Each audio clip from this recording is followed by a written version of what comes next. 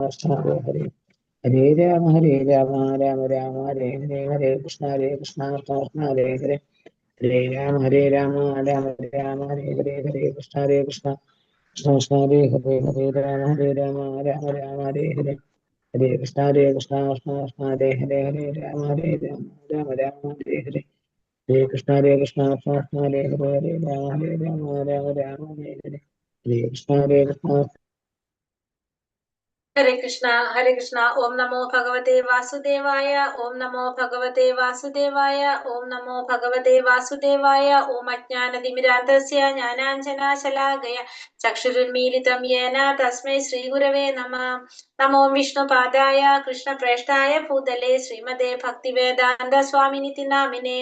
നമസ്തേ സാരസ്വതേ ദേവേ ഗൗരവാണി പ്രചാരിണേ നിർവിശേഷ ശൂന്യവാദി പാശ്ചാത്യദേശധാരിണേ. ജയ ശ്രീ കൃഷ്ണ ചൈതന്യ പ്രഭു നിത്യാനന്ദ ശ്രീ അദ്വൈത ഗദാധര ശ്രീവാസാദി ഗൗര ഭക്തവൃന്ദ. ഹരേ കൃഷ്ണ കൃഷ്ണ കൃഷ്ണ ഹരേ ഹരേ ഹരേ രാമ രാമ രാമ ഹരേ ഹരേ. ഹരേ Krishna. Shri Shri Radha Govind temple ISKCON മാംഗ്ലൂരിന്റെ ഈശോപനിഷത്ത് ക്ലാസ്സിലേക്ക് എല്ലാവർക്കും സ്വാഗതം. ഹരേ കൃഷ്ണ. എല്ലാവർക്കും പ്രണാമം. നമ്മള് 8 വരെയുള്ള മന്ത്രം നമ്മൾ പഠിച്ചു അല്ലെ? പരീക്ഷ കഴിഞ്ഞു. ഇനി 9 തൊട്ടുള്ള നമുക്ക് നോക്കാം. അപ്പൊ നമ്മൾ ഇന്നലെ ജസ്റ്റ് പറഞ്ഞിട്ടുണ്ടായിരുന്നു 9, 10, 11. അപ്പൊ ഇനി അടുത്തത് 3 മന്ത്രങ്ങൾ ഒരു ഗ്രൂപ്പിലാണ് വരുന്നത്. ഒന്നാമത്തത് 9, 10, 11 അറിവിന്റെ അടിസ്ഥാനത്തില് ഗ്രൂപ്പ് ആക്കുന്നതാണ്. 9, 10, 11 മന്ത്രത്തില് അറിവിന്റെ അടിസ്ഥാനത്തിലാണ് ഗ്രൂപ്പ് വരുന്നത്. 9, 10, 11. അപ്പൊ അറിവിന് ഇവിടെ പറഞ്ഞിരിക്കുന്ന വേർഡ് വിദ്യ എന്നാണ്. വിദ്യ എന്ന് വെച്ചാല് അറിവ്. ആ വിദ്യയും അവിദ്യയും അതാണ് 9, 10, 11 പറഞ്ഞിരിക്കുന്നത്. പിന്നെ അത് കഴിഞ്ഞിട്ട് 12, 13, 14 ആരാധനയുടെ അടിസ്ഥാനത്തിലാണ് ഗ്രൂപ്പ് ഉണ്ടാക്കുന്നത്. 15, 16, 17, 18 പ്രാർത്ഥനകളാണ്. 15, 16, 17, 18 4 പ്രാർത്ഥനകളാണ്. അപ്പൊ നമ്മുടെ ഇവിടെ ആദ്യത്തെ ഗ്രൂപ്പ് നമുക്ക് നോക്കാം. 9, 10, 11 അറിവിന്റെ അടിസ്ഥാനത്തില് ഗ്രൂപ്പ് തിരിക്കുന്നതാണത്. 9, 10, 11. അപ്പൊ ഇവിടെ വിദ്യയാണ് അറിവ് എന്ന് പറയുന്നത്. ഇവിടെ 2 തരത്തില് രണ്ട് തരത്തില് പറയുന്നുണ്ട്. വിദ്യ എന്ന് പറഞ്ഞു കഴിഞ്ഞാൽ 9ാമത്തെ മന്ത്രത്തില് വിദ്യ എന്ന് പറയുന്നത് തെറ്റായിട്ടുള്ള ആധ്യാത്മിക ജ്ഞാനത്തിനാണ് വിദ്യ എന്ന് പറയുന്നത്. 9ാമത്തെ മന്ത്രത്തില് തെറ്റായ ആധ്യാത്മിക ജ്ഞാനം അതിനെയാണ് എന്ത് പറയുന്നത്? വിദ്യ എന്ന് പറയുന്നത്. പിന്നെ അവിദ്യ എന്ന് പറയുന്നത് ഭൗതിക ജ്ഞാനത്തിനാണ് ഇവിടെ അവിദ്യ എന്ന് പറയുന്നത്. അപ്പൊ തെറ്റായിട്ടുള്ള ആധ്യാത്മിക ജ്ഞാനം അതായത് വിദ്യ കൊണ്ടും, തെറ്റായ ആധ്യാത്മിക ജ്ഞാനം അതായത് വിദ്യ കൊണ്ടും, പിന്നെ ഭൗതിക ജ്ഞാനം അവിദ്യ കൊണ്ടും നമുക്ക് എന്ത് സംഭവിക്കാണ്? അന്ധകാരത്തിലേക്ക് പോകേണ്ടി വരും. അപ്പൊ അവിദ്യ നമ്മൾ എവിടേക്ക് കൊണ്ടുപോകാണ്? അന്ധകാരത്തിലേക്ക് കൊണ്ടുപോകുന്നു എന്നാണ് 9ാമത്തെ മന്ത്രത്തിൽ നമ്മൾ പറയുന്നത്. അവിദ്യ നമ്മളെ എങ്ങോട്ട് കൊണ്ടുപോകും? അന്ധകാരത്തിലേക്ക് കൊണ്ടുപോകും എന്നാണ് 9ാമത്തെ മന്ത്രത്തിൽ പറയുന്നത്. അവിദ്യ നമ്മളെ അന്ധകാരം നിറഞ്ഞ ലോകത്തിലേക്ക് കൊണ്ടുപോകും എന്ന് പറയുന്നു. അപ്പൊ ഇവിടെ വിദ്യ എന്ന് പറയുന്നത് എന്താണ്? തെറ്റായ ആധ്യാത്മിക ജ്ഞാനം. അവിദ്യ എന്ന് പറയുന്നത് ഭൗതികമായ ജ്ഞാനം. അപ്പൊ ഭൗതികമായ അറിവ്, ശരിയായ അറിവ് എന്ന് പറയുന്നത് ഭഗവാനെ കുറിച്ചുള്ള അറിവാണ് അല്ലെ? അതുകൊണ്ട് ഇവിടെ ഭൗതികമായ അറിവിനെ നമ്മൾ എന്താ പറയണത്? അവിദ്യ എന്ന് പറയുന്നു. പിന്നെ വിദ്യ എന്ന് പറയുന്നത് തെറ്റായ ആധ്യാത്മിക ജ്ഞാനം. അതായത് ഇപ്പൊ നമ്മള് എന്താ പറയാ ഭഗവത്ഗീതയിൽ പഠിക്കുന്നുണ്ടല്ലോ, മായയായ അപഹൃത ജ്ഞാനം, മായയിൽ അപഹരിക്കപ്പെട്ട ജ്ഞാനത്തോട് കൂടിയവര്. അവരെ ധാരണ എന്താണ്? അവര് മനസ്സിലാക്കിയത് മുഴുവനും അവര് ശരിയാണെന്ന് വിചാരിക്കുന്നു. ആ അറിവ് അവര് തന്നു കഴിഞ്ഞാൽ അതെന്താണ്? തെറ്റായിട്ടുള്ള അറിവാണ് അല്ലെ അത്? അപ്പൊ അതാണ് തെറ്റായ അറിവ്. ആ തെറ്റായിട്ടുള്ള ജ്ഞാനം നമ്മൾ എവിടേക്ക് കൊണ്ടുപോകും? അന്ധകാരത്തിലേക്ക് കൊണ്ടുപോകും.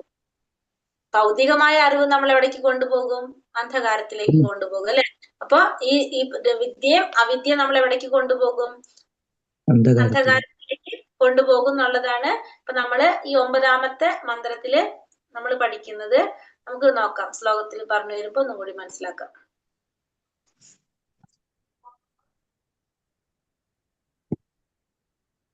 എത്ര നമ്പർ? 9 അല്ലെ?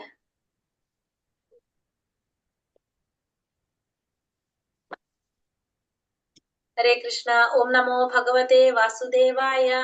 അന്ധം തമ പ്രവിശ്യന്തി യേ വിദ്യാമുപാസത്തെ തതോ ഭൂയ ഇവത്തെ തമോ യാ ഊ വിദ്യായാം രതാഃ. അന്ധം തമ പ്രവിശ്യന്തി യേ വിദ്യാമുപാസത്തെ തതോ ഭൂയ ഇവത്തെ തമോ യാ ഊ വിദ്യായാം രതഃ. ഇവിടെ എന്താ ഇതിന്റെ പറഞ്ഞിരിക്കുന്നത്? അജ്ഞാന കർമ്മങ്ങളിൽ വ്യാപിച്ചിരിക്കുന്നവർ തമോനിബിഡമായ ലോകങ്ങളിൽ പ്രവേശിക്കുന്നു. മിഥ്യാജ്ഞാനത്തിൽ വ്യാപൃതരായവർ കൂടുതൽ മോശമായ അവസ്ഥയെ പ്രാപിക്കുന്നു. ഇതാണ് ഇതിൽ പറഞ്ഞിരിക്കുന്നത്. അപ്പോൾ ഇവിടെ അന്ധം തമ പ്രവിശ്യന്തി എന്ന് പറയുന്നത് അവിദ്യ എന്ന് വെച്ചാൽ അജ്ഞാനം. പിന്നെ അതേപോലെ തന്നെ അന്ധം തമ പ്രവിശ്യന്തി യേ വിദ്യാമുപാസതേ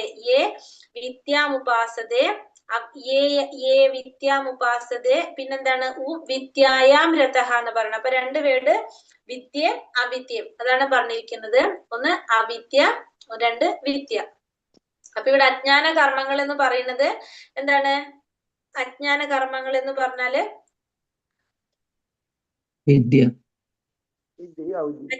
ങ്ങളിൽ വ്യാപിച്ചിരിക്കുന്നവർ തമോനിബിഡമായ ലോകങ്ങളിൽ പ്രവേശിക്കുന്നു. മിഥ്യാജ്ഞാനത്തിൽ അവിദ്യയിൽ വ്യാപൃതരായവരും എന്ത് സംഭവിക്കുകയാണ്? മോശമായ അവസ്ഥയെ പ്രാപിക്കുന്നു. നമ്മളിവിടെ അജ്ഞാന കർമ്മത്തിന് പകരം അവിദ്യ എന്ന് തന്നെ പറഞ്ഞാൽ ഒത്തിരി കൂടി ഓർമ്മ നിൽക്കണമെങ്കിൽ അങ്ങനെ ചെയ്ത് പറഞ്ഞാലും മതി. ഇവിടെ നമ്മൾ പറയുന്നത് അജ്ഞാന കർമ്മങ്ങളിൽ വ്യാപിച്ചിരിക്കുന്നവർ തമോനിബിഡമായ ലോകങ്ങളിൽ പ്രവേശിക്കും.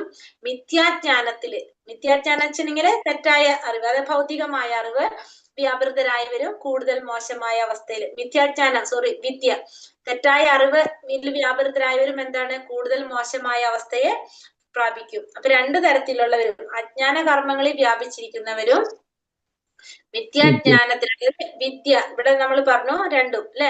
അപ്പൊ തെറ്റായിട്ടുള്ള ആധ്യാത്മിക ജ്ഞാനം നേടുന്നവരും ഭൗതിക ജ്ഞാനം നേടുന്നവരും എന്താണ് സംഭവിക്കുന്നവർക്ക്? കൂടുതൽ മോശമായ അവസ്ഥയെ പ്രാപിക്കും. അതായത് രണ്ടു കൂട്ടരും എവിടേക്ക് പോകും? അന്ധകാരത്തിലേക്ക് പോകും. അല്ലെങ്കിൽ കൂടുതൽ മോശമായ അവസ്ഥയെ തമോനിബിഡമായ ലോകങ്ങൾ എന്ന് പറയുന്നില്ല, അന്ധകാരമായ ലോകത്തില് പോകുന്നു എന്നാണ് ഇവിടെ എന്തിൽ പറയുന്നത്? ഈ 9ാമത്തെ മന്ത്രത്തിൽ പറയുന്നത്. അപ്പൊ ആദ്യം പറയുന്നത് അജ്ഞാന കർമ്മമാണ്. അപ്പൊ ഭൗതികമായ ജ്ഞാനം, അതായത് അവിദ്യ നേടുന്നവരും എവിടേക്ക് പോകും? അന്ധകാരത്തിൽ പോകും. പിന്നെ തെറ്റായ ആധ്യാത്മിക ജ്ഞാനം വിദ്യ നേടുന്നവരും എങ്ങോട്ട് തന്നെ പോകും? കൂടുതൽ മോശമായ അവസ്ഥയിലേക്ക് പോകുന്നു അല്ലെ. അപ്പൊ ഇവിടെ അവിദ്യ നമ്മൾ എവിടേക്ക് കൊണ്ടുപോകും? അന്ധകാരത്തിലേക്ക് കൊണ്ടുപോകുന്നതാണ് നമ്മൾ 9ാമത്തെ മന്ത്രത്തിൽ പറയുന്നത്. ഇവിടെ എന്താ പറയുന്നത് 9ാമത്തിൽ? അപ്പൊ അവിദ്യയും നമ്മൾ എന്തിലേക്ക് കൊണ്ടുപോകും? അന്ധകാരത്തിലേക്ക് കൊണ്ടുപോകും. അപ്പൊ വിദ്യ എന്ന് പറയുന്നത് എന്താണ്? തെറ്റായ ആധ്യാത്മിക ജ്ഞാനം. അവിദ്യ എന്ന് പറയുന്നത് ഭൗതിക ജ്ഞാനം. ഇത് രണ്ടും നമ്മളെ അന്ധകാരത്തിലേക്ക് കൊണ്ടുപോകും എന്നാണ് 9ാമത്തെ മന്ത്രത്തില് മനസ്സിലായോ ഇപ്പൊ നിങ്ങൾക്ക്? 9ാമത്തിൽ പറയുന്നത് തെറ്റായ ആത്മജ്ഞാനത്തെ വിദ്യയെന്നും തെറ്റായ ഭൗതിക ജ്ഞാനത്തെ അവിദ്യ എന്നും പറയുന്നു. വിദ്യയും അവിദ്യയും അന്ധകാരത്തിലേക്ക് നമ്മെ കൊണ്ടുപോകുന്നു. മാതാജി ഒന്നുകൂടി പറഞ്ഞേ, അനിത മാതാജി. തെറ്റായ ആത്മിക ജ്ഞാനത്തെ വിദ്യ എന്നും തെറ്റായ ഭൗതിക ജ്ഞാനത്തെ അവിദ്യ എന്നും പറയുന്നു. വിദ്യയും അവിദ്യയും തെറ്റായ ഭൗതിക ജ്ഞാനല്ല, ഭൗതിക ജ്ഞാനം തെറ്റ് തന്നെയാണെന്ന് പറയുന്നത്. തെറ്റായ എന്ന് പറയേണ്ട ആവശ്യമില്ല. കാരണം ശരിയായ അറിവ് എന്താണ്? ഭഗവാനെ കുറിച്ചുള്ള ജ്ഞാനമാണ് അല്ലെ. ആധ്യാത്മിക ജ്ഞാനം അല്ലേ? ആത്മിക ജ്ഞാനത്തെ വിദ്യ എന്നും ഭൗതിക ജ്ഞാനത്തെ അവിദ്യ എന്നും പറയുന്നു. വിദ്യയും അവിദ്യയും അന്ധകാരത്തിലേക്ക് നമ്മെ കൊണ്ടുപോകുന്നു. അപ്പൊ അതാണ് പറഞ്ഞത് കേട്ടാ. കാരണം അവിടെ തെറ്റായ ഭൗതിക ജ്ഞാനം എടുത്ത് പറയേണ്ട ആവശ്യമില്ലല്ലോ. ഭൗതിക ജ്ഞാനം എന്ന് പറയുന്നത് നമുക്കറിയാലോ, ശരിയായ ജ്ഞാനം ഭഗവാനെ കുറിച്ച് അറിയാന്നുള്ളതാണ്. വായിക്കാം. ഈ മന്ത്രം വിദ്യയെയും അവിദ്യയെയും താരതമ്യ പഠനം നടത്തുന്നു. അപ്പൊ നമ്മൾ ഈ മന്ത്രത്തില് വിദ്യയെ കുറിച്ചും അവിദ്യയെ കുറിച്ചാണ് പറയുന്നത്. അവിദ്യ അല്ലെങ്കിൽ അജ്ഞത സംശയലേശമന്യ അപകടകാരിയാണ്. നമുക്കറിയാം അല്ലെ. അവിദ്യ എന്ന് പറഞ്ഞാൽ നമുക്കറിയാം അപകടകാരിയാണ്. പക്ഷെ ഇവിടെ എന്താണ്? വിദ്യ അത് തെറ്റായോ വഴിപിഴയ്ക്കപ്പെട്ടോ ശീലിച്ചാൽ അതും അപകടകാരിയായിരിക്കും. അവിദ്യ എന്തായാലും അപകടം നിറഞ്ഞതാണ്. പക്ഷെ വിദ്യ നമ്മൾ തെറ്റായിട്ട് ശീലിച്ചു കഴിഞ്ഞാൽ അതും എന്തായിരിക്കും? അപകടമായിരിക്കും. വിദ്യയുടെ കാര്യമെടുത്താൽ ആദ്യത്തെ മന്ത്രത്തിൽ ഭഗവാനാണ് സകല വസ്തുക്കളുടെ ഉടമാവകാശി എന്നും ഇതിന്റെ വിസ്മരണത്തെയാണ് അജ്ഞത എന്ന് വിളിക്കുന്നതെന്നും വളരെ വ്യക്തമായി വിവരിച്ചിട്ടുണ്ട്. ഇപ്പൊ നമുക്ക് വിദ്യയുടെ കാര്യം പറയുകയാണെങ്കിൽ നമുക്ക് ഫസ്റ്റ് മന്ത്രത്തിൽ പറയണല്ലേ, എല്ലാത്തിന്റെയും ഉടമസ്ഥൻ ആരാണ്? ഭഗവാനാണ്. പക്ഷെ അത് നമ്മൾ മറന്നു പോയി കഴിഞ്ഞ് അത് എന്തായിട്ട് മാറും? അജ്ഞതയായിട്ട് മാറും, നമ്മളെ അറിവില്ലായ്മയായിട്ട് മാറും. അത് വളരെ വ്യക്തമായിട്ട് നമുക്ക് അറിയാവുന്ന കാര്യമാണ്, അത് വിവരിച്ചിട്ടുള്ളതാണ്. ഒരാൾ ഈ സത്യത്തെ എത്രമാത്രം വിസ്മരിക്കുന്നുവോ അത്രമാത്രം അന്ധതയിലാകപ്പെടുന്നു. അപ്പൊ ഒരാൾ ഈ സത്യം എത്രത്തോളം നമ്മൾ മറക്കുന്നോ അത്രത്തോളം നമ്മൾ എവിടേക്ക് പോയിക്കൊണ്ടിരിക്കും? അന്ധകാരത്തിലേക്ക് പോയിക്കൊണ്ടിരിക്കും. കർമ്മി, ജ്ഞാനി, യോഗി എന്നിങ്ങനെയുള്ള ഭിന്ന വിഭാഗത്തിൽ പെടുന്നവരുടെ കൂട്ടത്തിൽ കർമ്മികൾ ഇന്ദ്രിയ സുഖം ലക്ഷ്യമാക്കിയുള്ള കർമ്മത്തിൽ വ്യാപരിക്കുന്നവരാണ്. അപ്പോ ഈ 4 കൂട്ടർ, കർമ്മി, ജ്ഞാനി, യോഗി, 3 പേര് അല്ലെ, ഇങ്ങനെയുള്ളവരില് കർമ്മികൾ എപ്പോഴും എന്താഗ്രഹിച്ചു കൊണ്ടിരിക്കും? ഇന്ദ്രിയ സുഖത്തിന് വേണ്ടിയിട്ട് ലക്ഷ്യം ആഗ്രഹിച്ചുകൊണ്ട് കർമ്മം ചെയ്യുന്നവരാണ് കർമ്മികൾ, ഫലം ആഗ്രഹിച്ചുകൊണ്ട് കർമ്മം ചെയ്യുന്നവരാണ്. ആധുനിക സംസ്കാരത്തിലെ 99.9% ജനങ്ങളും വ്യവസായവൽക്കരണം, സാമ്പത്തിക വളർച്ച, പരക്ഷേമ തൽപരത, രാഷ്ട്രീയ മുതലായവയുടെ കൊടിക്കീഴിൽ വിഷയ സുഖ സമ്പാദന പ്രവർത്തനങ്ങളിൽ വ്യാപൃതരായിരിക്കുന്നു. അപ്പൊ നമുക്കറിയാം നമ്മുടെ ഈ സംസ്കാരത്തില്, ഈ ലോകത്തില് 99.9% ആളുകളും എന്താഗ്രഹിക്കുന്നവരാണ്? ഇന്ദ്രിയ സുഖത്തിന് വേണ്ടിയിട്ട് പ്രവർത്തികളിൽ ഏർപ്പെട്ടുകൊണ്ടിരിക്കുന്നവരാണ്. എല്ലാവരും എന്താണ് ആഗ്രഹിക്കുന്നത്? ഇന്ദ്രിയ സുഖം, അതിനു വേണ്ടിയിട്ടുള്ള പ്രവർത്തികള്, അതിനു വേണ്ടിയിട്ട് നമ്മൾ ചെയ്ത് പ്രവർത്തിച്ചു കൊണ്ടേയിരിക്കുന്നവരാണ്. ഇവയൊക്കെ ഈശ്വരാവബോധം ഒഴിവാക്കിക്കൊണ്ടുള്ള ഇന്ദ്രിയ സംതൃപ്തി എന്ന ലക്ഷ്യത്തെയാണ് അടിസ്ഥാനമാക്കുന്നത്. ഇതിലൊക്കെ എന്താ ചിന്തിക്കുന്നത്? ഈശ്വരാവബോധം ഒഴിവാക്കിക്കൊണ്ടാണ് നമ്മൾ ചിന്തിക്കുന്നത്. നമ്മുടെ ഇന്ദ്രിയ സംതൃപ്തി മാത്രമാണ് ഇവിടെയൊക്കെ ലക്ഷ്യമാക്കുന്നത്. എന്നാൽ ഭഗവത്ഗീത 7:15 സ്ഥൂലമായ ഇന്ദ്രിയ സുഖ സംതൃപ്തി ലക്ഷ്യമാക്കിയുള്ള പ്രവർത്തനത്തിൽ മാത്രം വ്യാപരിക്കുന്ന ജനങ്ങൾ മൂഢന്മാരാണ്, കഴുതകൾ വിഡ്ഢിത്തത്തിന്റെ പ്രതീകമാണ്. അപ്പൊ ഭഗവത്ഗീത 7-ാം ശ്ലോകത്തിൽ പറയുന്നത് നമ്മുടെ ഇന്ദ്രിയങ്ങളെ സന്തോഷിപ്പിക്കാൻ വേണ്ടി മാത്രം പ്രവർത്തികളിൽ ഏർപ്പെടുന്നവർ ആരാണ്? മൂഢന്മാരാണെന്നാണ് പറയുന്നത്. നമ്മുടെ ഇന്ദ്രിയങ്ങളെ സന്തോഷിപ്പിക്കാൻ വേണ്ടി മാത്രം ശ്രമിക്കുന്നവര്. അത് എന്താ പറയുന്നത്? അവരെ കഴുതകൾ എന്നാണ് പറയുന്നത്. ആ കഴുതകള് വിഡ്ഢിത്തത്തിന്റെ പ്രതീകമാണെന്ന് പറയുന്നു. ഈശോപനിഷത്തിന്റെ അഭിപ്രായത്തിൽ നിഷ്ഫലമായ ഇന്ദ്രിയാസ്വാദനത്തിൽ വ്യാപൃതരായവർ അവിദ്യയെ ഉപാസിക്കുന്നവരാണ്. അപ്പോ ഈശോപനിഷത്തിന്റെ ഭാഷയിൽ പറയുന്നത് എന്താണ്? ഈ ഇന്ദ്രിയ ആസ്വാദനത്തിൽ വ്യാപൃതരായിട്ടുള്ളവര് അവിദ്യയെ ഉപാസിക്കുന്നവരാണ്, അവര് അജ്ഞാനികളാണ്. നമ്മുടെ ഇന്ദ്രിയാസ്വാദനത്തിന് വേണ്ടിയിട്ട് നമ്മൾ പ്രവർത്തിച്ചു കൊണ്ടേയിരിക്കുന്നവർ അജ്ഞാനികളാണ് എന്ന് പറയാം. ഈശ്വരനെ വിശ്വാസമില്ലാത്തവർ കൈവരിക്കുന്ന പഠന പുരോഗതി മൂർഖൻ പാമ്പിന്റെ ഫണത്തിലുള്ള രത്നത്തെ പോലെ അപകടകരമാണ്. ഇവിടെ പറയുന്നത് നമ്മൾ ഒരിക്കലും എന്ത് ചെയ്യാൻ പാടില്ല? ഭഗവാനിന് വിശ്വാസമില്ലാത്തവർക്ക് നമ്മൾ ഈ ജ്ഞാനം കൊടുക്കാനായിട്ട് പാടില്ല. കാരണം അത് എപ്രകാരമാണെന്ന് പറയുന്നത്? മൂർഖൻ പാമ്പിന്റെ ഫണത്തിലുള്ള രത്നത്തെ പോലെ അപകടകരമാണത്. അപ്പൊ നമുക്ക് ഓരോരുത്തരെയും മനസ്സിലാക്കിയിട്ട് വേണം നമ്മൾ എന്ത് കൊടുക്കാൻ? ഈ അറിവ് പകർന്നു കൊടുക്കാൻ. കാരണം അതല്ലെങ്കിൽ മൂർഖൻ പാമ്പിന്റെ ഫണത്തിലിരിക്കുന്ന രത്നത്തെ പോലെ അത് അപകടകരമായിരിക്കും.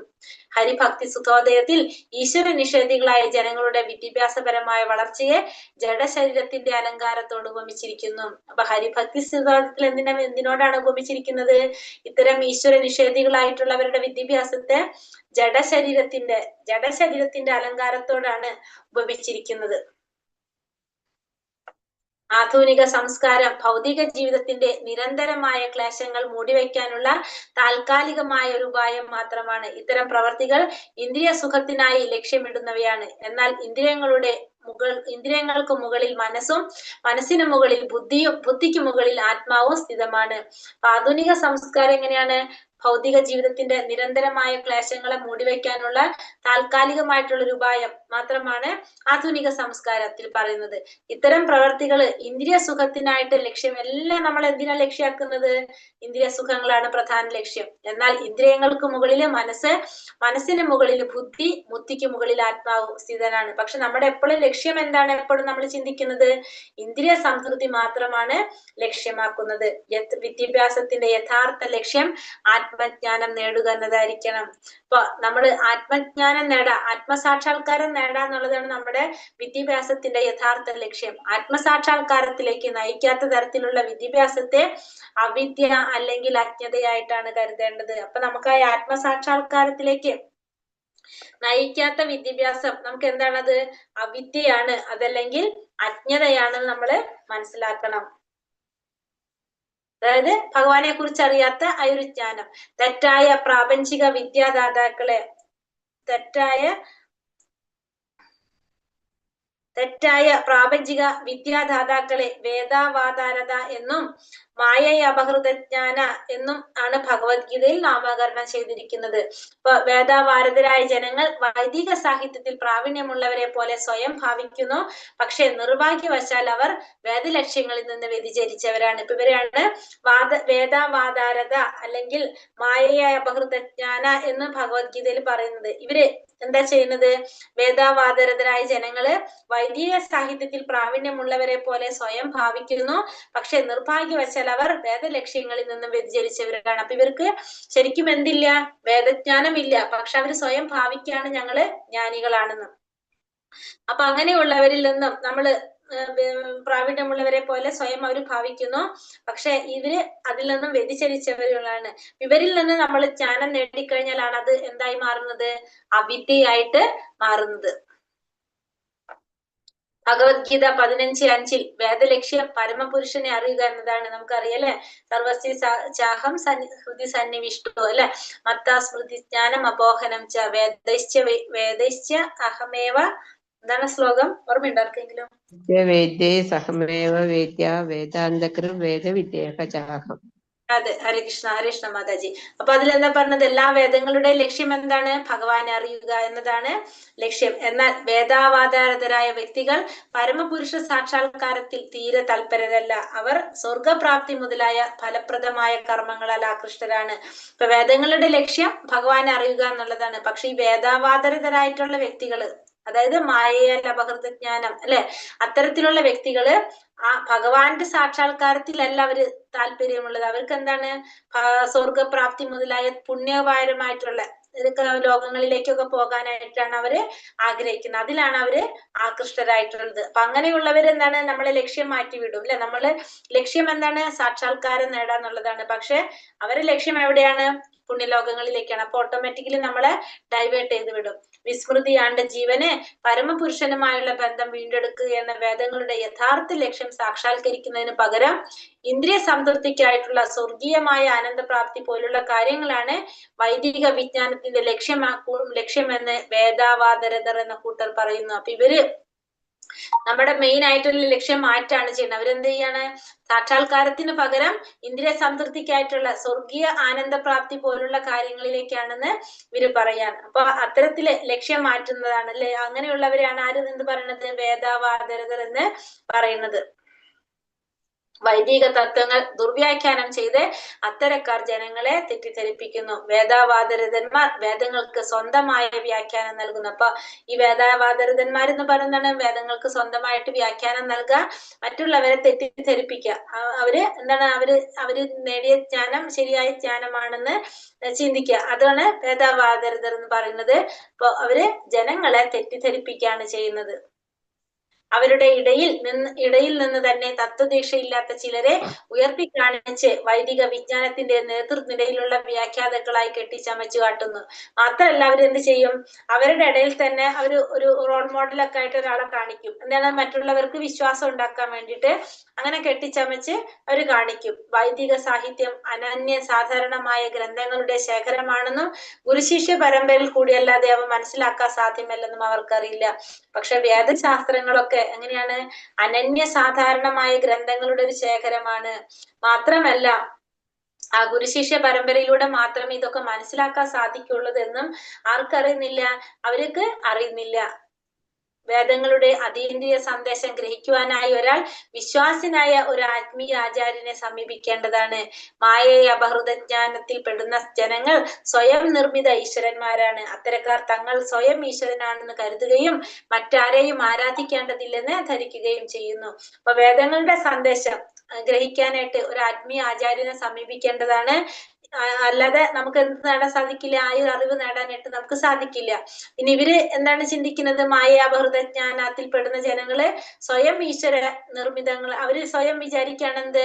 അവര് ഈശ്വരന്മാരാണെന്ന് ചിന്തിക്കുന്നു. അവര് മറ്റാരെയും ആരാധിക്കേണ്ടതില്ല എന്ന് ധരിക്കുകയും ചെയ്യുന്നു.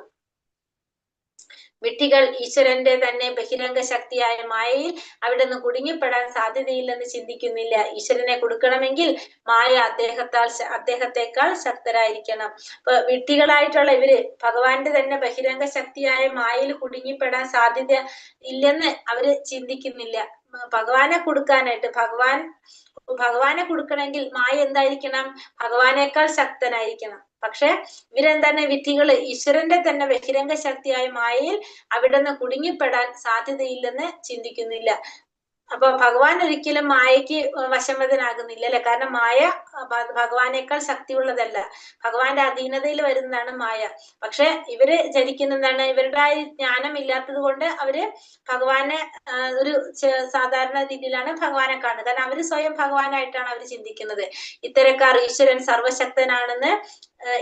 സർവശക്തനാണെന്ന് പറയുന്നു. എന്നാൽ സർവശക്തനായ ഈശ്വരനെ കീഴ്പ്പെടുത്താൻ മായയ്ക്ക് സാധ്യമല്ലെന്ന് അവർ പരിഗണിക്കുന്നില്ല. അവര് ഭഗവാൻ സർവശക്തനാണെന്ന് പറയുന്നു, പക്ഷെ ആ സർവശക്തനായിട്ടുള്ള ഭഗവാനെ കീഴ്പ്പെടുത്താൻ മായയ്ക്ക് സാധ്യമല്ലെന്ന് അവര് പരിഗണിക്കുന്നില്ല. അങ്ങനെയൊന്നും അവര് ചിന്തിക്കുന്നില്ല.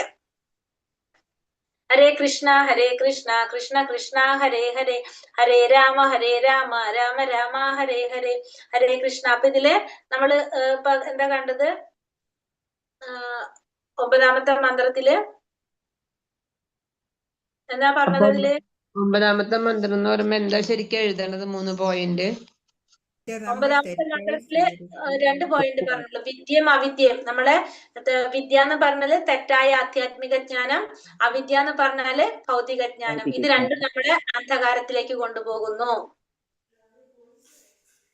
അത് ഇങ്ങനെ എഴുതിയാൽ മതി. വിദ്യ നമ്മൾ തെറ്റായി സ്വീകരിച്ചാൽ അത് അപകടകാരിയാണ്. അതിനാൽ നമ്മെ അന്ധകാരത്തിലേക്ക് നയിക്കുന്നു. അതൊരു പോയിന്റ് അല്ലേ മനോജി?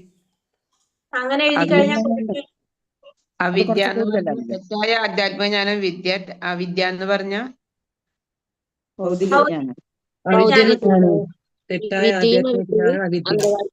കൊണ്ടുപോകുന്നു. തെറ്റായ ആധ്യാത്മിക ജ്ഞാനവും ഭൗതിക ജ്ഞാനവും അന്ധകാരത്തിലേക്ക് കൊണ്ടുപോകുന്നു. അതായത് ഇവിടെ നമ്മള് വിദ്യയും അവിദ്യയും നമ്മളെ അന്ധകാരത്തിലേക്ക് കൊണ്ടുപോകുന്നു തന്നെ നിങ്ങൾ എഴുതിക്കോളൂ. കാരണം ഇതേപോലെ തന്നെയാണ് ഇനി വരുന്നതൊക്കെ. അപ്പൊ നമുക്ക് കൺഫ്യൂഷൻ ആവും. ഈ അടുത്ത 3 എണ്ണവും ഇതിനായിട്ട് ബന്ധപ്പെട്ട് തന്നെ വരുമ്പോ നമുക്ക് പഠിക്കാൻ എളുപ്പമായിരിക്കും നിങ്ങൾക്ക്, അല്ലെങ്കിൽ കൺഫ്യൂഷൻ ആവും അവിടെ. അപ്പൊ ഇവിടെ ഇപ്പൊ നമ്മൾ പറഞ്ഞു വിദ്യ എന്ന് പറയുന്നത് തെറ്റായിട്ടുള്ള ആധ്യാത്മിക ജ്ഞാനമാണ്, അവിദ്യ എന്ന് പറയുന്നത് ഭൗതിക ജ്ഞാനമാണ്. ഇത് രണ്ടും നമ്മൾ എന്തിലേക്ക് കൊണ്ടുപോകുന്നു? അന്ധകാരത്തിലേക്ക് എന്നാണ് 9ാമത്തെ മന്ത്രത്തിൽ കണ്ടത്. അപ്പൊ ഇവിടെ 9ാമത്തെ മന്ത്രത്തില് വിദ്യയും അവിദ്യയും കുറിച്ചാണ് പറയുന്നത്. വിദ്യ എന്ന് പറയുന്നത് തെറ്റായ ആധ്യാത്മിക ജ്ഞാനം, അവിദ്യ എന്ന് പറയുന്നത് ഭൗതിക ജ്ഞാനം.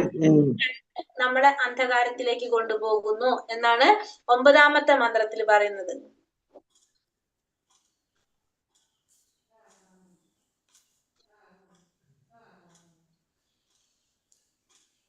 അങ്ങനെ തന്നെ നോട്ട് ചെയ്യുന്നത് നല്ലതായിരിക്കും നിങ്ങൾ. കാരണം അല്ലെങ്കിൽ നിങ്ങൾക്ക് ഇനി ആരാധന വരുന്നതും ഇതേപോലെ തന്നെയാണ്.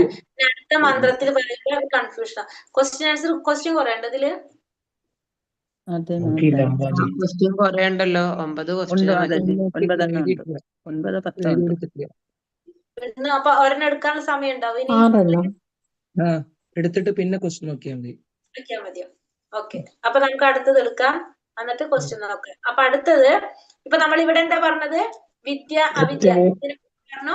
വിദ്യ എന്ന് പറഞ്ഞാല് തെറ്റായിട്ടുള്ള ആധ്യാത്മിക ജ്ഞാനമാണ്, അവിദ്യ എന്ന് പറഞ്ഞാല് ഭൗതിക ജ്ഞാനമാണ്. നമ്മൾ എന്തിലേക്ക് കൊണ്ടുപോകുന്നു എന്ന് പറഞ്ഞു? കൊണ്ടുപോകുന്നു പറഞ്ഞു അല്ലെ. ഈ 10ാമത്തെ മന്ത്രത്തിൽ നമ്മൾ പറയുന്നത്, 10ാമത്തിൽ പറയുന്നത് വിദ്യ കൊണ്ട് ഒരു ഫലവും അവിദ്യ കൊണ്ട് വേറൊരു ഫലവും. 9ല് രണ്ടും നമ്മൾ അന്ധകാരത്തിലേക്ക് കൊണ്ടുപോകാണ്, വിദ്യയും അവിദ്യയും. 10ാമത്തേല് വിദ്യ കൊണ്ട് ഒരു ഫലവും കിട്ടും, അവിദ്യ കൊണ്ട് വേറൊരു ഫലവും കിട്ടുന്ന പറയുന്നത്. അപ്പൊ അവിടെ വിദ്യ എന്ന് പറയുന്നത് എന്താണ്? ശരിയായിട്ടുള്ള ആധ്യാത്മിക ജ്ഞാനം. 9ൽ അതാണ് കൺഫ്യൂഷൻ ആവും.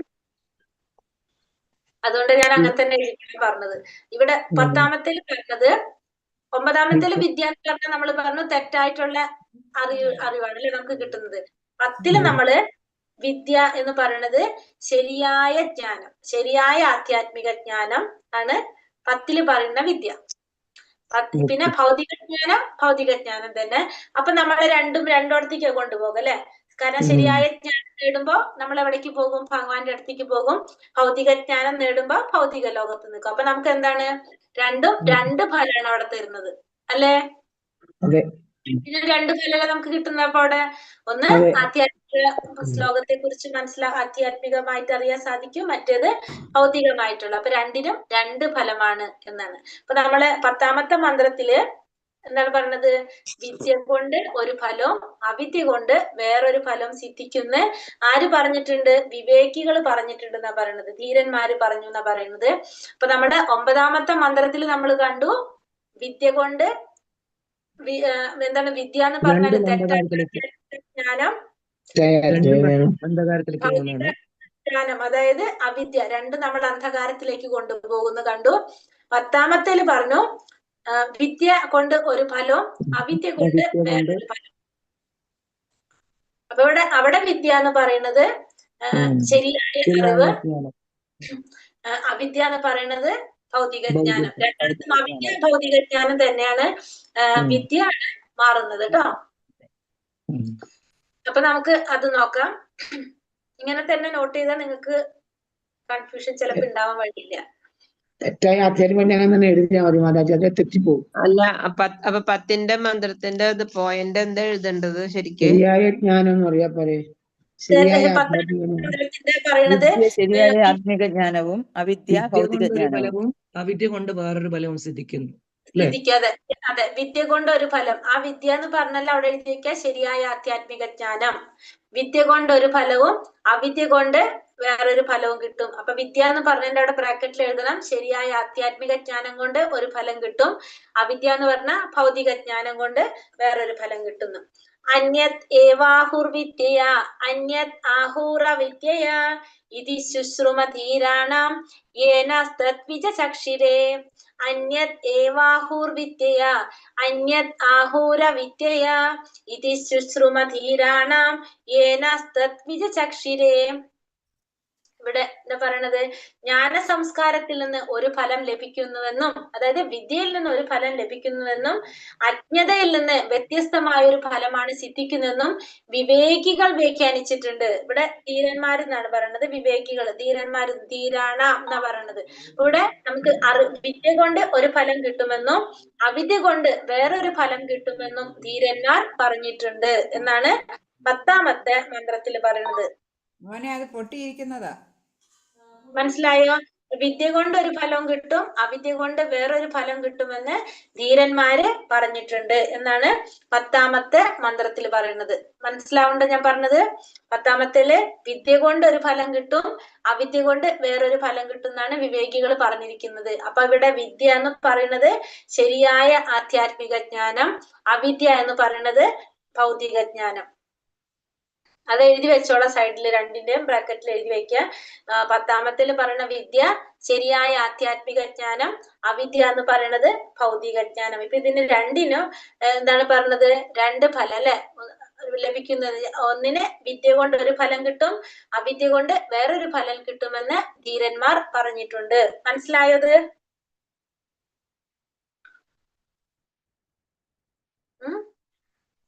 മനസ്സിലായി.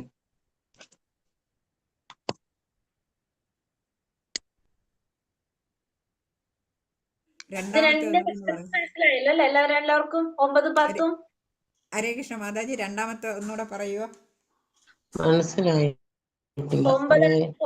10ാമത്തെ പറയണത് വിദ്യ കൊണ്ട് ഒരു ഫലം കിട്ടുമെന്നും അവിദ്യ കൊണ്ട് വേറൊരു ഫലം കിട്ടുമെന്നും വിവേകികൾ ധീരന്മാർ പ്രഖ്യാപിച്ചിട്ടുണ്ട്.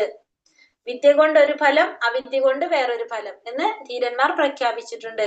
ഇവിടെ വിദ്യ എന്ന് പറയുന്നത് ശരിയായ ആധ്യാത്മിക ജ്ഞാനം, അവിദ്യ എന്ന് പറയുന്നത് ഭൗതിക ജ്ഞാനം.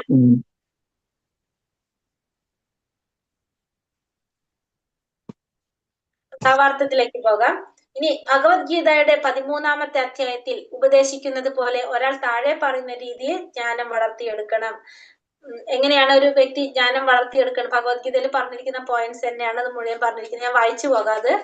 ഒരുവൻ ഗുണവാനായി തീരുകയും മറ്റുള്ളവരെ ആദരിക്കാൻ പഠിക്കുകയും വേണം.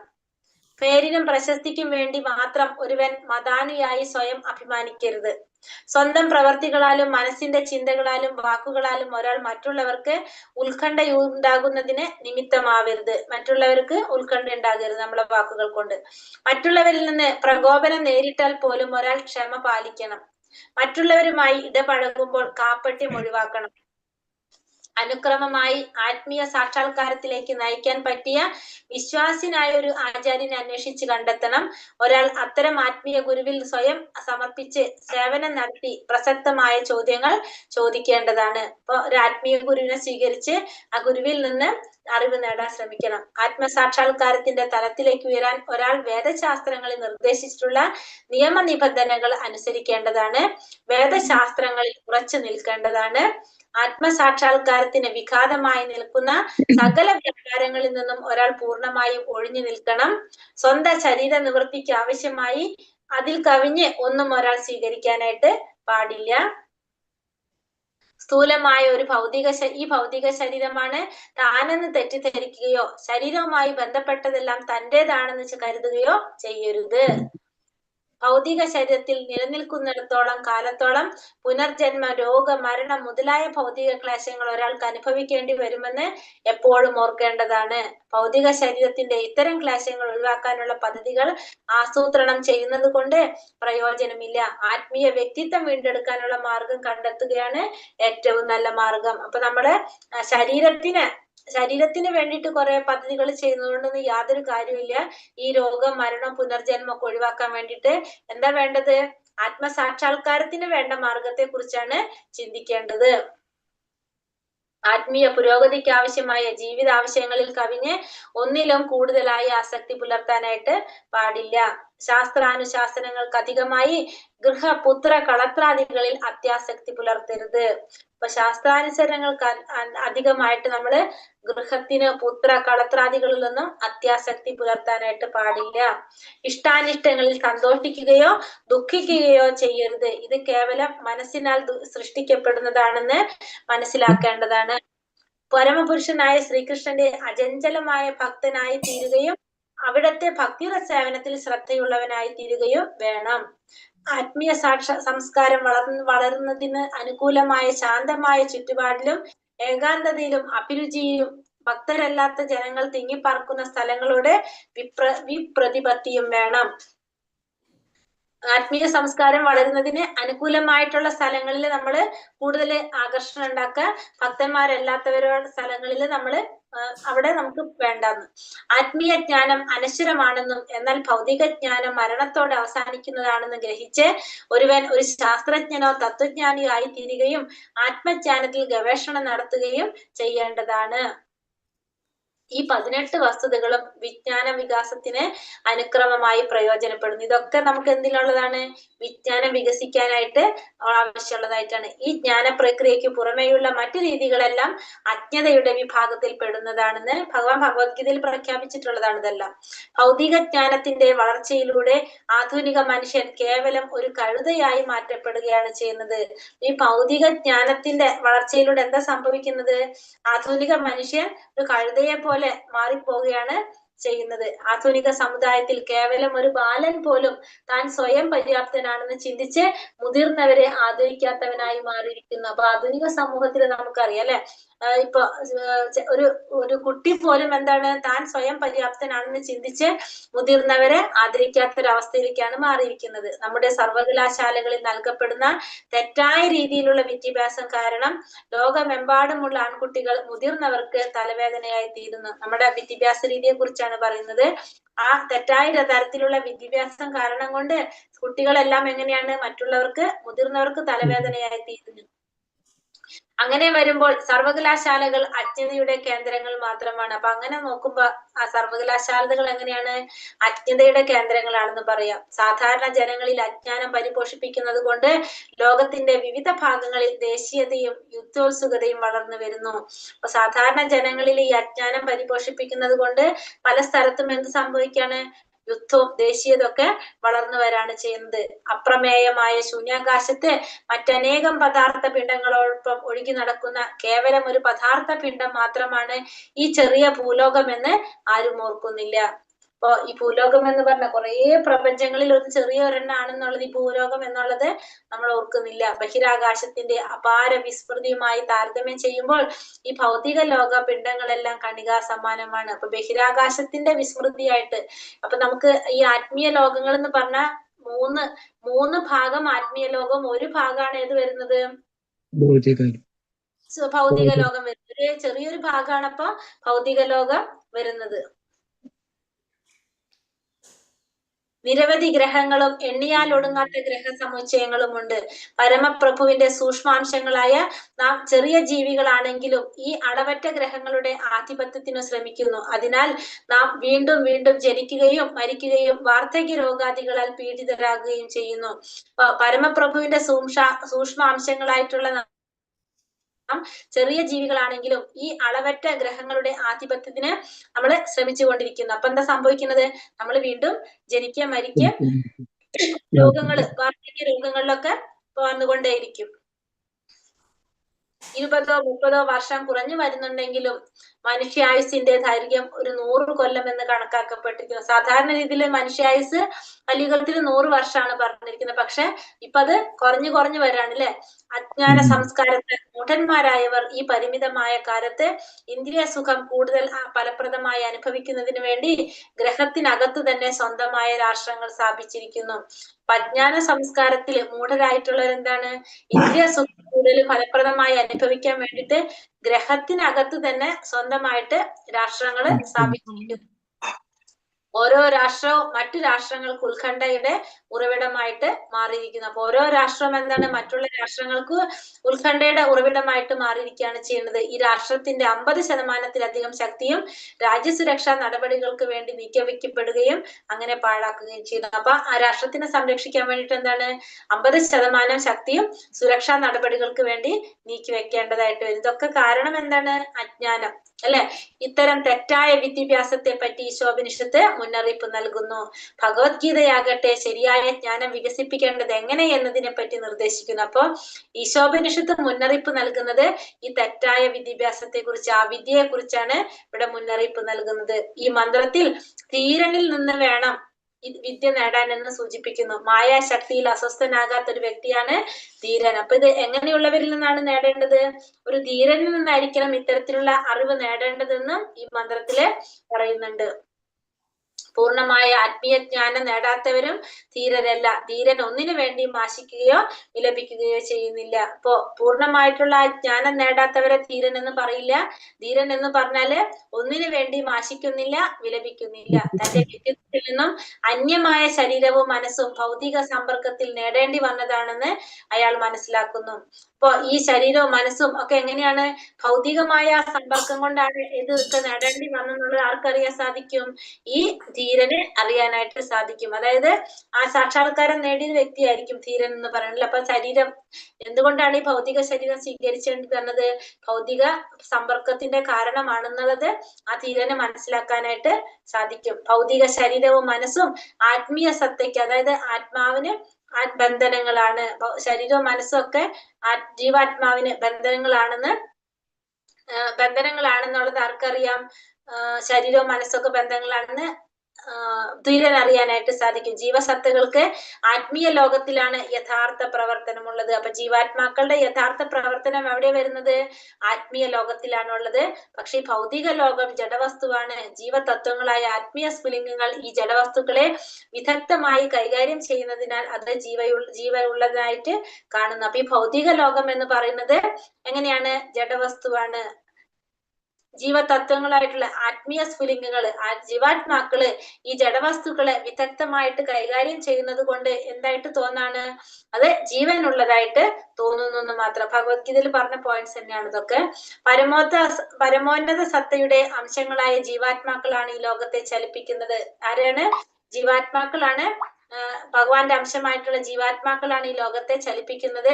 ഉന്നത അധികാരികളിൽ നിന്ന് ഈ വസ്തുതകൾ കേട്ടറിഞ്ഞ് നിയാമക തത്വങ്ങൾ അനുവർത്തിക്കുന്ന ധീരന്മാർ ഈ ജ്ഞാനം സാക്ഷാത്കരിക്കുന്നു.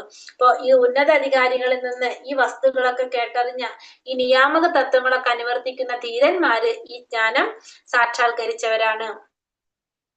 നിയാമക തത്വങ്ങൾ അനുവർത്തിക്കുന്നതിന് വിശ്വാസിനായ ഒരു ആധ്യാത്മിക ഗുരുവിനെ സമീപിക്കേണ്ടത് അത്യാവശ്യമാണ്. പരമപുരുഷന്റെ സന്ദേശം ആശ്രയഭാവത്തിൽ ആത്മീയ ഗുരുവിൽ നിന്ന് ശ്രവിച്ചാൽ മാത്രമേ ഒരുവനെ ഒരു ധീരനായി തീരാൻ നിവർത്തിയുള്ളൂ. അപ്പൊ ഒരു ധീരനായി തീരണമെങ്കിൽ എന്ത് വേണം? ആ സന്ദേശം ആത്മീയ ഗുരുവിൽ നിന്ന് ശ്രവിക്കുമ്പോഴാണ് ധീരനായിട്ട് തീരുന്നത്. അതായത് ആ ഗുരുശിഷ്യ പരമ്പരയിലൂടെ ആയിരിക്കണം നമ്മൾ ഈ ജ്ഞാനം നേടാൻ ശ്രമിക്കേണ്ടത്. യഥാർത്ഥ ശിഷ്യൻ അർജുനനെ പോലെയും ആധ്യാത്മിക ഗുരു ഭഗവാനെ പോലെ തന്നെ ഗുണവാനുമായിരിക്കണം. ഇതാണ് ധീരനിൽ നിന്ന് വിദ്യ അഭ്യസിക്കുന്ന രീതി. അപ്പൊ എപ്പോഴും ആ ആധ്യാത്മിക ജ്ഞാനം നേടേണ്ടത് ഒരു ധീരനിൽ നിന്നായിരിക്കണം. ശിഷ്യൻ അർജുനെ പോലെയും ഗുരു ഭഗവാനെ പോലെ ഗുണവാനുമായിരിക്കണം.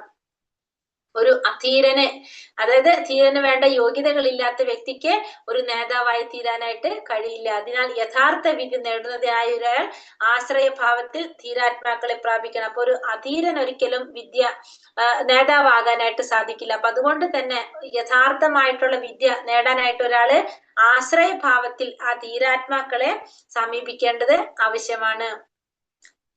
ഹരേ കൃഷ്ണ കൃഷ്ണ കൃഷ്ണ ഹരേ ഹരേ, ഹരേ രാമ രാമ രാമ ഹരേ ഹരേ. വഞ്ചാകൽപതരൂപേശ്ച കൃപാ സിന്ധോഭ്യേവ ച പതിതാനാം പാവനേഭ്യോ വൈഷ്ണവേഭ്യോ നമോ നമഃ. अनंत कोटि वैष्णव वृंद की जय, श्रील प्रभुपाद की जय, श्रील गुरुदेव की जय, निताय गौर प्रमानंदे। हरि हरि बोल।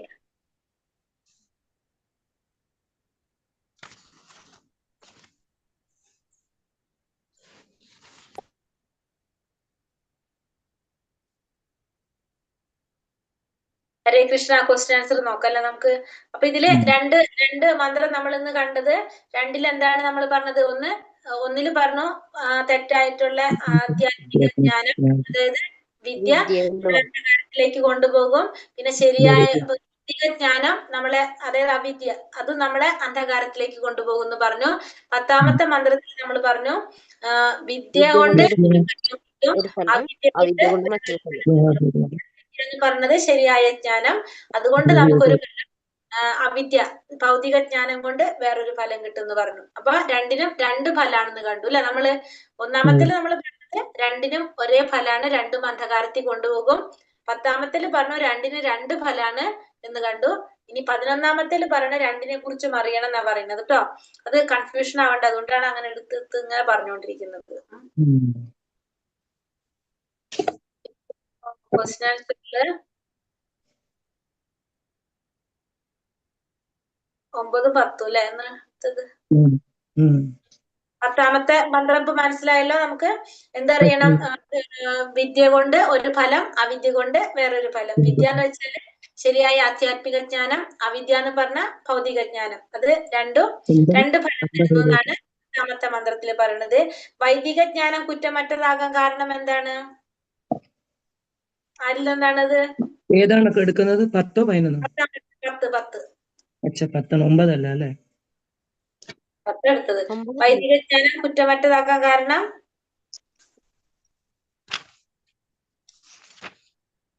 ആരിൽ നിന്നാണത് വരുന്നത്? ഗുരുവൻ. ഗുരു ശിഷ്യ പരമ്പരയിലൂടെ എന്നാണ് പറഞ്ഞിരിക്കുന്നത്? ഭഗവാനിൽ നിന്നാണോ? ധീരന്മാർ പറയുന്നു അവിദ്യ കൊണ്ട് അവിദ്യ കൊണ്ട് വേറൊരു ഫലം കിട്ടുന്നു. ധീരന്മാർ ഭൗതിക അറിയുന്നു. ധീരന്മാർ പറയുന്നു അങ്ങനെയാണോ മാതാജി? വേണം വിദ്യ നേടണമെന്ന് സൂചിപ്പിക്കുന്നു. മായാശക്തിയിൽ അസ്വസ്ഥനായ വ്യക്തിയാണ് ധീരൻ.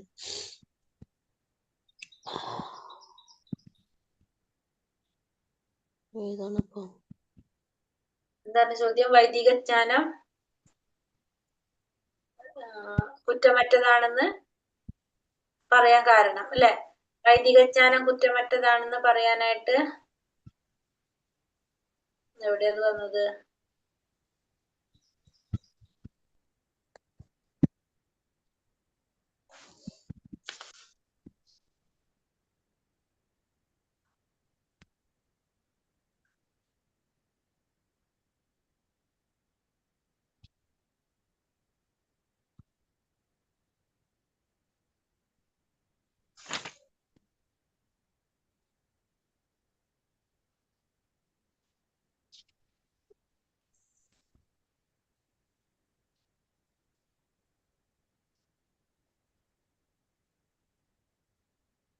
ഒന്നുകിൽ അത് ഭഗവാനിൽ നിന്ന് വന്നതായത് കൊണ്ടായിരിക്കണം, അതല്ലെങ്കിൽ ആ ഗുരുശിഷ്യ പരമ്പരയിലൂടെ, അത് രണ്ടിലൊന്നായിരിക്കണം അതിന്റെ ആൻസർ വരുന്നുണ്ടാവുക.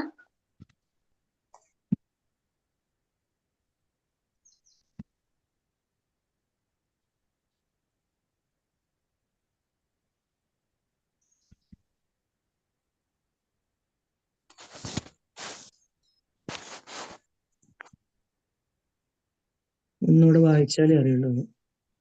അത് വായിച്ചു നോക്കേണ്ടിയിരുന്നത് എവിടെയാന്നുള്ളത്. ഉം. അടുത്തത് പറഞ്ഞ ഞാൻ നോക്കിയിട്ട് പറയാം. ഭൗതിക ജീവാത്മാക്കളുടെ 4 ന്യൂനതകള്.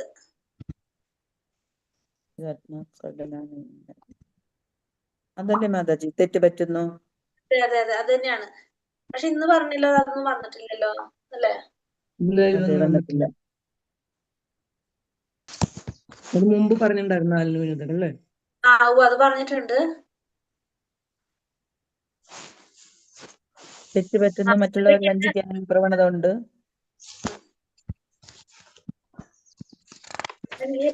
മായ എന്താ പറയാ, തെറ്റ് പറ്റുന്നു, വഞ്ചിക്കാനുള്ള പ്രവണത, ഇന്ദ്രിയങ്ങൾ അപൂർണം. പിന്നെ ഒരു കൂടിയിട്ടല്ലോ, തെറ്റ് പറ്റുന്നു, വഞ്ചിക്കാനുള്ള പ്രവണത, പിന്നെ ഇന്ദ്രിയങ്ങൾ അപൂർണമാണ്, മായയ്ക്ക് അക്ഷമതനാകുന്നു. മായയ്ക്ക് ഭഗവാൻ ആദ്യം വേദോപദേശം നൽകിയത് ആർക്കാണ്? അത് പറഞ്ഞിട്ടുണ്ടായിരുന്നു. ഇത് വേറെ ക്വസ്റ്റ്യൻ ബ്രഹ്മാവിനല്ലേ? അത് കഴിഞ്ഞ പ്രാവശ്യം പറഞ്ഞിരുന്നല്ലോ. അത് ഇത് ക്വസ്റ്റ്യൻ മാറിയിട്ടുണ്ട് നിർത്തിയിരിക്കുന്നത് കേട്ടോ. 10ാമത്തെ ക്വസ്റ്റ്യൻ മാറിയിട്ടുണ്ട്.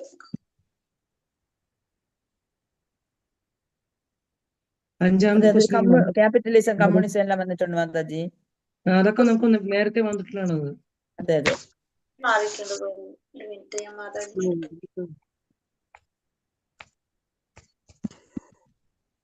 9ാമത്തെ നോക്കാം നമുക്ക്. ഒരു മിനിറ്റ്. 9ാമത്തെ എടുക്കാം തന്നെ, എന്നിട്ട് 10 എടുക്കാം. 9ാമത്തെ മന്ത്രത്തിൽ എന്താ പറഞ്ഞത്? വിദ്യ, അതായത് തെറ്റായ ആധ്യാത്മിക ജ്ഞാനോ അവിദ്യ എന്ന് വെച്ച ഭൗതിക ജ്ഞാനം, രണ്ടും അന്ധകാരത്തിലേക്ക് കൊണ്ടുപോകും. മന്ത്രത്തില് പറയുന്നത്.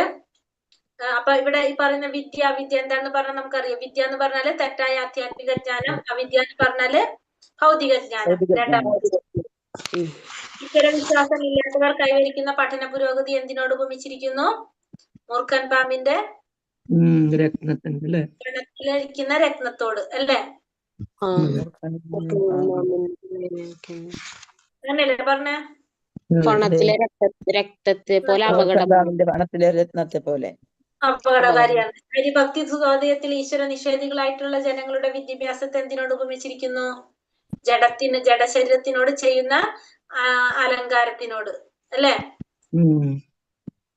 ജഡശരീരത്തിനോട് ചെയ്യുന്ന അലങ്കാരത്തിനോടാണ് ഉപമിച്ചിരിക്കുന്നത്. ഭഗവത്ഗീത 15:5 എന്താ പറയുന്നത്?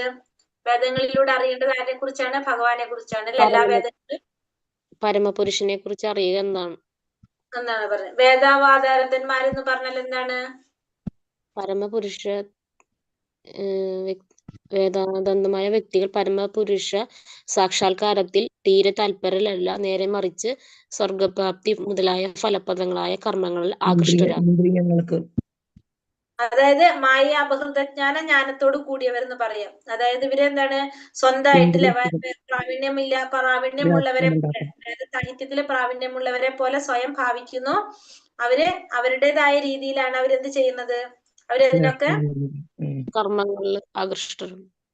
അവര് കർമ്മങ്ങൾ വേറെന്തൊരു പേര് പറയുന്നില്ല. അവര് അവരുടേതായ രീതിയില് വേദങ്ങൾക്ക് സ്വന്തമായി വ്യാഖ്യാനം ചെയ്ത് ജനങ്ങളെ വ്യാഖ്യാനം നൽകുന്നു. അങ്ങനെയുള്ളവരെ നമുക്ക് എന്ത് പറയാം? വേദാവാദാരതർ എന്ന് പറയാം. പിന്നെ അവര് ഈ പറഞ്ഞ പോലെ തന്നെ സ്വർഗപ്രാപ്തി മുതലായിട്ടുള്ള ഫലപ്രദമായ കർമ്മങ്ങളിലാണ്, ഫലദായകമായിട്ടുള്ള കർമ്മങ്ങളിലാണ് അവർ ആകൃഷ്ടരായിട്ടുള്ളവര്. അങ്ങനെയാണ് 9ാമത്തെ.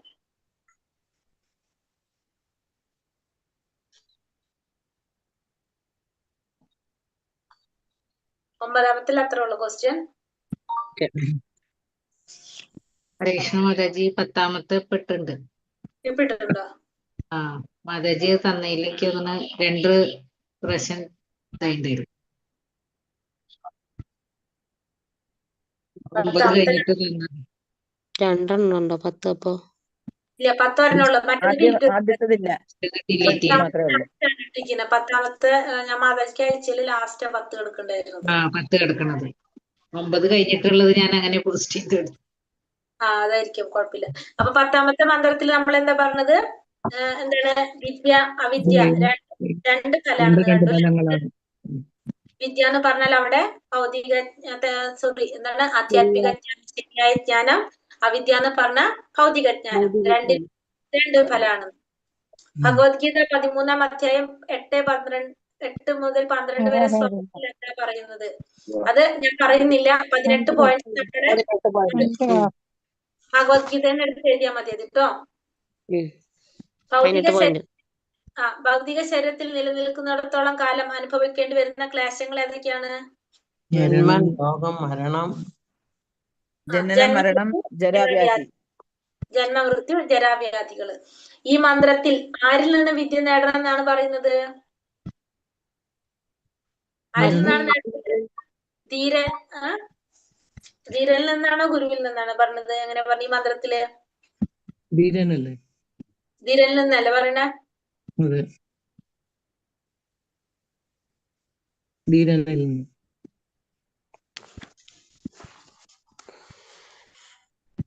ആരെയാണ് ധീരൻ എന്നുകൊണ്ട് അർത്ഥമാക്കുന്നത്? അങ്ങനെയല്ലേ?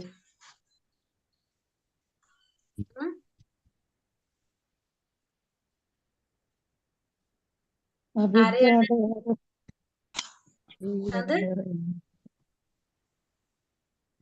മായാശക്തിയെ അവസാന വ്യക്തിയാണ്, അന്ധനാക്കാത്ത വ്യക്തിയാണ് ധീരൻ. പൂർണ്ണജ്ഞാനം നേടിയവര് ധീരൻ ഒന്നിനു വേണ്ടിയും ആശിക്കുകയോ വിലപിക്കുകയോ ചെയ്യുന്നില്ല. മായാശക്തിയിൽ അന്ധനാകാത്ത ഒരു വ്യക്തിയാണ് ധീരൻ. പൂർണ്ണമായ മായയ്ക്ക് വശംവദനാകുന്നില്ല, അസ്വസ്ഥനാകാത്ത വ്യക്തിയാണ് ധീരൻ. പിന്നെ പൂർണ്ണമായ ആത്മീയ ജ്ഞാനം നേടിയവരായിരിക്കും. പിന്നെ ആ ധീരൻ ഒരിക്കലും ഒന്നിനു വേണ്ടി ആശിക്കുന്നില്ല, വിലപിക്കുന്നില്ല അല്ലെ? തന്റെ വ്യക്തിത്വത്തിൽ നിന്നും മീയമായ ശരീരം അയാൾക്ക് മനസ്സിലാക്കാൻ സാധിക്കുന്നത്. ഒരു പോയിന്റ് കൂടി പറയുന്നുണ്ട്. വ്യക്തിത്വത്തിൽ നിന്നും അന്യമായ ശരീരവും മനസ്സും ഭൗതിക സമ്പർക്കത്തിൽ നേടേണ്ടി വരുന്നതാണെന്നും അയാൾക്ക് മനസ്സിലാക്കാനായിട്ട് സാധിക്കും. എങ്ങനെയുള്ളവന് പ്രബോധക നേതാവായി തീരാൻ കഴിയില്ല? എങ്ങനെയുള്ളവർക്കാണ് പ്രബോധക നേതാവായിട്ട് ആവാൻ സാധിക്കാത്തത്? ആത്മീയ ജ്ഞാനം ലഭിക്കാത്തവർക്ക്. എങ്ങനെയുള്ളവർക്ക്? ആത്മീയ ജ്ഞാനം ലഭിക്കാത്തവർക്കാണ്. അതിനുള്ള എന്താ പറയണില്ല, അധീരനായിട്ടുള്ള വ്യക്തിക്ക്, അതായത് ധീരൻ ആവശ്യമായിട്ടുള്ള യോഗ്യതകളൊന്നും നേടാത്ത വ്യക്തി. ഒരു ധീരനല്ലാത്ത വ്യക്തിക്ക് എന്തായി തീരാൻ സാധിക്കില്ല? പ്രബോധകനായിട്ട് തീരാനായിട്ട് സാധിക്കില്ല. കാരണം ധീരൻ ആരാണെന്ന് നമ്മൾ പറയുന്നുണ്ടല്ലോ. അപ്പൊ പരിശീലനങ്ങൾ അല്ലാത്ത വ്യക്തിക്ക് ഒരിക്കലും എന്ത് പറ്റില്ല? പ്രബോധക നേതാവായിട്ട്